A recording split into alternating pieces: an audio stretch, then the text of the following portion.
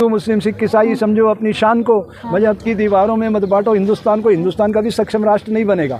जिस दिन हमने ये कहा ना मैं हिंदू बनूं ना तुम मुसलमान बनो, मैं भी इंसान बनूं तुम भी इंसान बनो। राहुल बेटा, अगर मोबाइल से मतदान का अधिकार और नोटों को प्रत्याशी का दर्जा दिलवाने के लिए आप प्रयास करें, आपके जनक ने बहुत मेहनत की थी कंप्यूटर लाने में और एक नए भारत के निर्माण में उसकी बड़ी भूमिका है।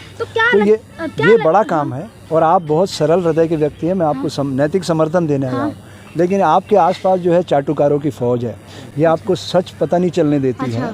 सच ये है कि भारत जो है इस समय बहुत भयानक बुरी स्थिति के दौर से गुजर रहा है। कौन सी इस समय जो धर्म के नाम पर समाज में वैमनस्य पैदा किया जा रहा है, इस समाज को बहुत कमज़ोर कर रहा है। मैं आज जंतर मंतर पे खड़ा होकर धर्म की व्याख्या भी करना चाहता हूँ कि जैसे नमक खारा है, शक्कर मीठी है, नीम कड़वा है, ऐसे हमारी सामाजिक व्यवस्था में धर्म है। सैनिक राष्ट्र की सुरक्षा, व्यवसायी उद्योग की उन्नति, शिक्षक समाज का निर्माण, साधु का धर्म है समाज की सोई चेतना जगाना। मैं तो ये कहता हूँ, एक मजबूत विपक्ष नहीं होगा तो एक सच्चे लोकतंत्र का निर्माण भी नहीं हो सकता। ये वाकओवर देना बहुत खतरनाक है, आप समझिए बेटा। मैं कांग्रेस बीजेपी की बात नहीं कर रहा हूँ। प्रतिपक्ष को मजबूत होना चाहिए ताकि वो गलतियों को उजागर कर सके। राहुल क्या बोल रहा है कि सदन के अंदर माइक ऑफ किए जा रहे हैं, हमें बोलने नहीं दिया जा रहा है, जो मूल समस्या है उन पे बात नहीं करने दी जा रही है। वो सदन तो हमारा मंदिर है ना, पवित्र मंदिर जो भारत की आत्मा है, भारत का दर्शन कराता है। वहाँ अगर विचारों को दफन कर दिया जाएगा तो कैसे पता चले। ये कहना है कि ये जो सिर्फ लड़ाई है वैचारिक है। मैं तो एक ऐसा भारत चाहता हूँ जिसमें सारे राजनीतिक दलों के जो मुखिया हैं एक साथ कुर्सी पे बैठ के 10-10 मिनट में आप सोशल मीडिया के सामने आके अपनी बात कह दें। आपके जहन में जो प्रश्न वो आप करो, वो जो उनको उत्तर देना हो दे दें और उसी से तय हो जाए कि भाई क्या सही है और क्या गलत है। अगर हम सब मिलके एक दूसरे की मदद करेंगे तो भारत एक सक्षम राष्ट्र में तब्दील होगा। मेरी तो भैया 66 साल की उम्र है, कोई बता दे। मैंने 3,500 स्कूलों में गया, 182 जेलों में गया, रोज अपना जेब से पैसा लगा करके। कोई बता दे मैंने किसी से 1 रुपया मांगा। हाँ, 20 साल पहले मैं 15,000 रुपये घंटा गवर्नमेंट से लेता था। मेरी अप्रूव्ड रेट थी योगा सेशन की 1 घंटे की 15,000, 20 साल पहले। लेकिन एक शंकराचार्य ने कहा, बोले अर्जुनंद जी तुम ज्ञान को बेच रहे हो, बंद करो। उस दिन के बाद मैंने संकल्प ले लिया कि मैं अब कभी किसी से पैसा नहीं मांगूंगा। मैंने तब से मांगना छोड़ दिया। अब जो प्रेम से लोग देते, मैंने कहा लिफाफा बंद करके दो, खुला लिफाफा मैं नहीं लूँगा। मतलब बंद लिफाफा लेके आए बाहर थोड़ा सा? नहीं, स्कूलों और जेल की बात कर रहा हूँ। वहाँ तो मैं पैदल बदरपुर बॉर्डर से लाल किले तक पैदल चला, उस फीलिंग को महसूस करने के लिए कि राहुल क्या फील कर रहा हो।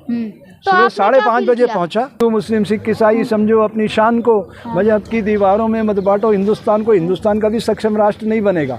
जिस दिन हमने ये कहा ना मैं हिंदू बनूं ना तुम मुसलमान बनो, मैं भी इंसान बनूं तुम भी इंसान, मेरे सामने आप लाखों लोग खड़े कर दो तो मैं विचलित नहीं होऊंगा, बिल्कुल भी नहीं। आप मुझे जूते की माला पहनाओ, फूल की माला पहनाओ, मैं विचलित नहीं होऊंगा, बिल्कुल नहीं। क्योंकि मैंने उस ट्रेनिंग को जिया है अपने जीवन में। तो ट्रेनिंग का प्रभाव होता है बेटा। किसान की ट्रेनिंग ऐसी है, किसान के बारे में तो मैं किसान आंदोलन में बहुत कुछ कह सका हूँ कि किसान से पवित्र इस धरती पे कोई जीव नहीं है। वो अपने बुनियादी हक MSP को आज तक नहीं पा सका, जो 47 में मिल जाना चाहिए था उसको। वो 2023 तक उसको नहीं मिला। लेकिन आप लोग हमारा उद्देश्य पवित्र है और जो उद्देश्य पवित्र होता है तो प्रकृति उसको देख रही होती है ना। हमने हमारा बैंक अकाउंट उसके पास रख रखा है, इंसानों के पास नहीं है हमारा बैंक अकाउंट। उस परम पिता के पास है जो दुनिया को चला रहा है। कि हम जो भी कर रहे हैं निस्वार्थ भाव से कर रहे हैं, उसमें कोई दुराव छुपाव नहीं है, कोई बनावटपन नहीं है। जो भी अंदर चल रहा है वो मेरे होंठों पे आ रहा है। सबसे बड़ी तो मुस्लिम सिख ईसाई समझो अपनी शान को, मजहब की दीवारों में मत बांटो हिंदुस्तान को। हिंदुस्तान का भी सक्षम राष्ट्र नहीं बनेगा। जिस दिन हमने ये कहा ना मैं हिंदू बनूं ना तुम मुसलमान बनो, मैं भी इंसान बनूं तुम भी इंसान बनो, भारत दूसरे दिन से सक्षम राष्ट्र की राह पे चल पड़ेगा। कह रहे हैं जिनके बाप दादाओं ने भारत तोड़ा वो आज भारत तोड़ो की बात कर रहे हैं। हाँ, कोई कुछ भी कहे। राहुल गांधी कह रहे हैं राहुल गांधी के बाप दादा ने तो भारत तोड़ा है। भाई देखिए, सुनिए, राजनीति में 360 एंगल है इन चीज़ों के, वोटों के ध्रुवीकरण के। मैं राजनीति की बात नहीं कर रहा हूँ। मैं कह रहा हूँ कि आप सारे राजनीतिक दलों को भूल जाओ, क्योंकि इनके पास प्रशिक्षण संस्थान नहीं है।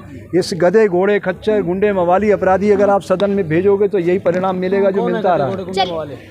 मैं नाम किसी का क्या लूँ। 2019 में प्रधानमंत्री ने कहा, पंत प्रधान के उम्मीदवार ने, कि आप मेरे कैंडिडेट मत देखो मुझे देखो। क्या भारतीय संविधान हमें इजाज़त देता है?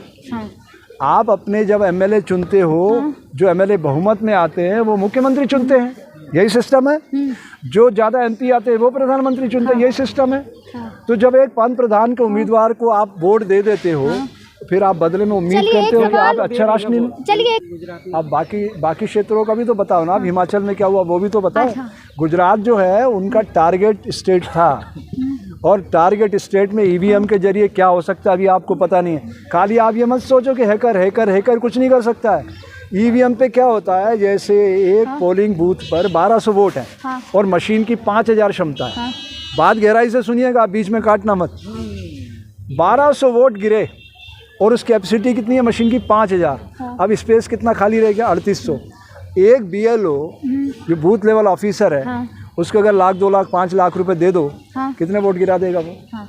3800 वोट गिरा देगा। जब आप सब चले गए टक टक टक टक टक टक टक टक 5000 कर देगा।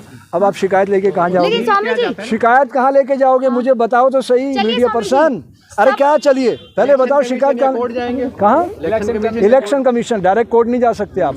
इलेक्शन कमीशन कितना साल लगा देगा आपको सुनने में? चलिए स्वामी जी, इलेक्शन का 1 मिनट विषय पूरा हो जाए। इलेक्शन कमीशन कितना साल लगा देगा?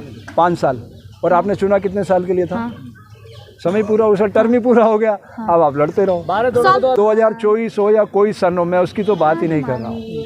मैं कह रहा हूँ जब तक भारत का जन जन अपने वोट की शक्ति से परिचित नहीं होता, 100% पोलिंग नहीं होता, भारत में एक सच्चे लोकतंत्र का उदय स्वप्न ही बना रहेगा। धन्यवाद। जय हिंद, जय भारत।